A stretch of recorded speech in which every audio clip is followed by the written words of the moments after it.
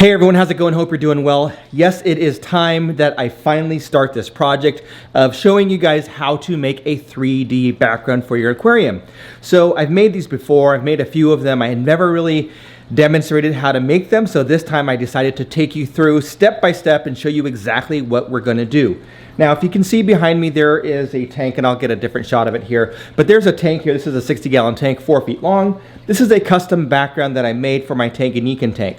I have had other backgrounds that I made for my Malawi tank before. Currently, there is a pre-made Universal Rocks one in there, but this one back over here at the Tanganyika tank is a custom DIY background that I created, and that's what I'm gonna show you how to create. And we're gonna go ahead and do the shopping. We're going to show you every step along the way so that you can do this at home in your garage, very easy to make. Now, making a background is pretty easy. You can do it for any size aquarium. I've done it for 10-gallon tanks. I've made them in 20-gallon aquariums, 75, 55, 60s, 135s. I've done a lot of different sizes. Today I'm going to make one for a 40 breeder. Now, the reason why I'm choosing a 40 breeder is a couple of reasons. One, I have an extra 40 breeder that's sitting in my little storage area back here, and I'm going to make a change over here on this rack system. And let's see, right there, this rack system. So I'm going to rearrange it so that I can fit a 40 breeder down below and have a little bit more height so that I can do something a little bit different than other backgrounds that I've made.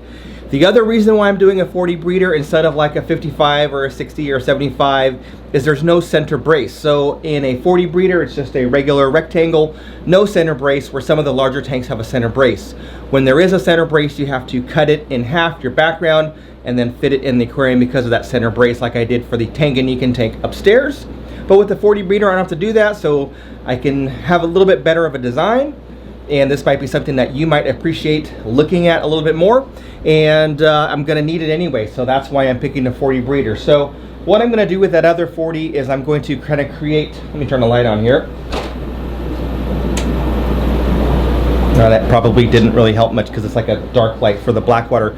But anyway, I am going to add a little bit more height so that there's a lot of space above the 40 breeder, so that I can do some little creative things, which you're gonna see kind of towards the end of the series. So anyway, that's what's going on. We're gonna go out in the garage and show you kind of step by step. So before we do the first step of this process, I'm gonna rewind and show you guys the shopping trip so then you know what items you need to buy, and then we'll come back here and start putting this all together. Okay, so we are going to be making a background. Step one of making a background is to draw out your plans and to decide how you want to set up your whole frame and everything, which I've already done. I will maybe put some pictures up here or something like that and just share with you guys what that looks like. And then once you have a plan as far as what you need and you kind of have a list of all of the materials that you know that you're going to need, then you are going to go shopping.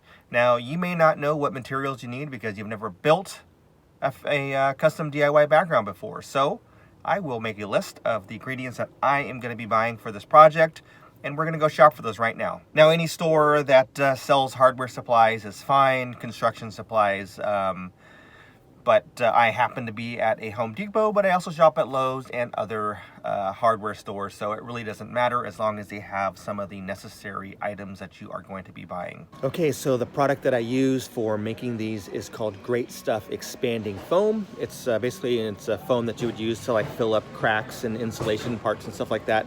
But let me just flip the camera around so you can see here. So here you can see this is Great Stuff Expanding Foam. Now, I like to use the gaps and cracks. You can use the big gap filler. The difference is that this is going to be a larger amount that comes out versus this is kind of a smaller stream, which we'll see when we put it together. The reason why I use this is because it still works for the larger areas, but it also is a little bit finer if you want to make some smaller decorations. The next thing we need is some lumber. So we've got to build a frame. Now, you can use 2x4s, and I've used 2x4s in the past. This time I'm going to use a little bit different size board. I'm going to go with basically it's like 1x6, I think it is. It's like just some redwood fence board because I need this in order to make it a little bit taller in some areas because I kind of have this design in mind and I want to have a little bit more wood to work with. So anyway, I'm going to grab a couple of these. They're just fence boards. They're like $3 each, so I'll just get 2 of them. And that's all I need. So the last 2 things I bought is I bought some play sand we're going to use this play sand for the background, but I also want some for one of my aquariums. So we're going to get a bag of play sand. This is 50 pounds. And then I got a little bit of concrete here. So this is going to be what we coat the entire background in once we make it with foam. So I got everything I need. I got the frame, I've got the foam, I've got the sand. These concrete blocks because I have to change the stand in the fish room. And that's all we need for shopping. Okay, so now that you see that we bought the items that we need, these concrete blocks are a little bit extra. That's going to go towards a stand. But there we've got we've got the expanding foam, we've got the concrete mix, and we've got the sand that we're going to utilize. And there's a couple other things that I didn't talk about as far as shopping because I already had those items. The first thing that we're going to need is some wax paper, and this could be any old wax paper that you get. It doesn't really matter. And we're also going to need some cooking spray. Now I just happen to get just some butter cooking spray. You just want something that's food grade. So it's obviously something that you can eat and not something that is designed for, you know, the automotive world. So the next thing that I did is I went ahead and built out the frame. Didn't film this part. Basically all I did is I cut the pieces of wood to length and I screwed them together with just some wood screws. So basically I have a rectangle here, which are the exact dimensions of what I'm going to be building. And just make sure that when you are using wood to make a form, that you have the inside measurements the size of your background and not the outside. So I know that the length from this area to this area on the inside is what I need, and same thing with the height. So like I said before, you can use 2x4s or anything else, 1x2s. I am using this fence board here. It's a little bit taller because I want to try something a little bit different today.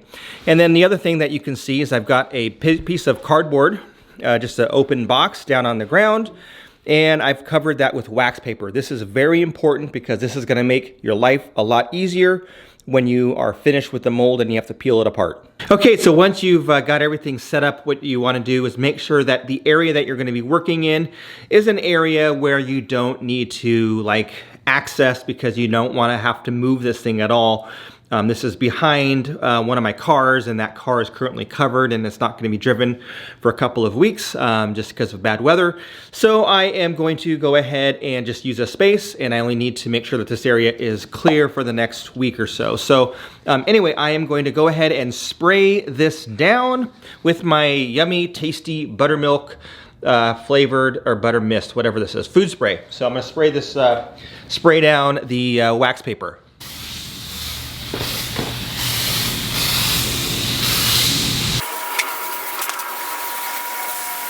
Now, I was very generous with the spray. That's because I've done this before and I know what a pain it is to have cardboard stuck to the backing after you've made it. So I want to just make sure it's a lot easier when I'm ready to take it all apart. Next up is I'm going to put the frame down on top of this wax paper and start pouring or start spraying the foam.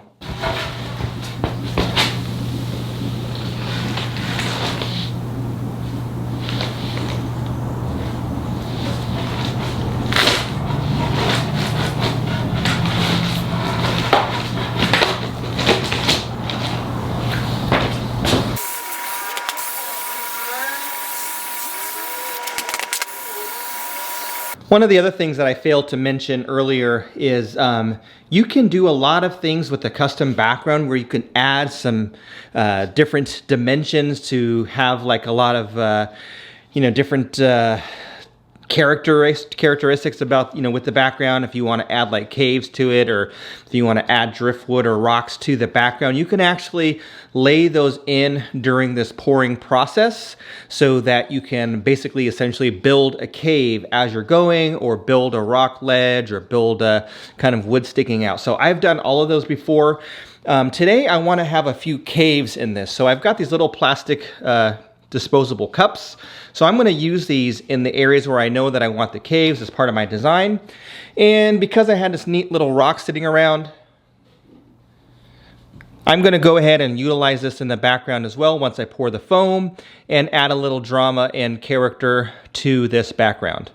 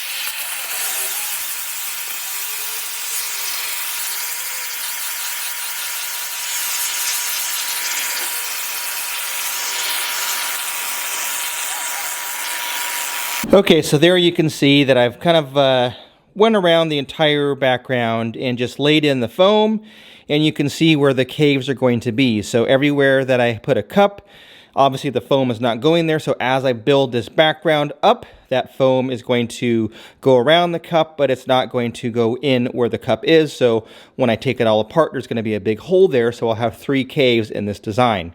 Later on, I'm going to put the rock down here when I add this layer up, but right now this is just the first step in the first initial part of the background. So now that you can see that I've built up the sides, got some height on the sides there that I wanted, and you can see where those cups are. That's where the caves are going to be, because I want to have some caves in this background. So the reason why I'm using a taller wood is I wanted to build up the sides a little bit. I also build up the bottom and this side as well, and then obviously that's the top, and this is going to stick out of the water. So what you can probably tell by right now is that this is much larger than a 40 breeder.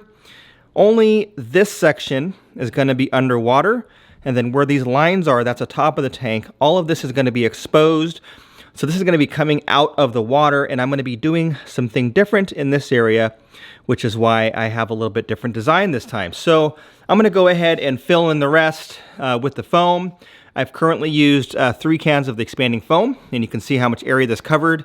And I have another one, and I actually had an extra one in the garage. So I have 5. I'm going to end up using 4, and that's plenty for a project of this size, which is basically about 35 inches by 28 inches. So pretty good size background. 4 cans is enough. So I'm going to go ahead and just fill in the other areas that I want to have some more foam, put in the rock, and then that'll be done. Just leave it alone, and we'll come back and check it in the next day or 2. Well, there it is. It's all set. This is the background. Now, it doesn't look like much right now. This looks like a bunch of white foam or tan foam, and it's still super wet right now. This is the time that if you need to make any changes, you can. You can like take like a little, trowel or a piece of cardboard and kind of like go around and tamp different areas if you want to flatten them out or change the look of the texture. I'm not worried about this because once this is all done, I might go back and do a little bit of touch-up. I can carve out the foam once it's dry around the rock and do some other things to kind of customize it a little bit. And then don't forget that this entire thing is going to be coated with concrete. So this is just the base, this is the foundation, and we're going to see what it looks like down the road. So this is the first step. So that was part 1. This is the first step, the shopping, the kind of the layout, the design, the framework, the foam work. That is all done. So that's kind of like not the fun part. So kind of the worst part of it is over. And then the next part will be a lot more fun because then we're going to have like something that we can actually like touch and like manipulate and make exactly how we want to design it. And then we can also do the concrete process. So that is it for this video. Make sure to subscribe to this channel. Hit that like button. In the next part of this series, which will probably come out in the next 3 or 4 days, hopefully, if everything goes correctly. Because this video, once I have it out, it'll be a couple days from now, and hopefully by that time I'll get a chance to go ahead and film part 2. And in part 2, we will go ahead and fit the foam background to the 40 breeder so that you can see what it looks like inside of the tank. We'll have to do a little bit of trimming and make it fit perfectly. That is also an area where you'll be able to like add suction cups and stuff like that if you decide to. I'm not going to do that. And then we might even do the concrete part at that process. Yep, so that's about it for part 1 of the series. You can go ahead and hit that notification bell. That way you'll be notified when I upload the new video. And again, thanks for watching. Catch you on the next one.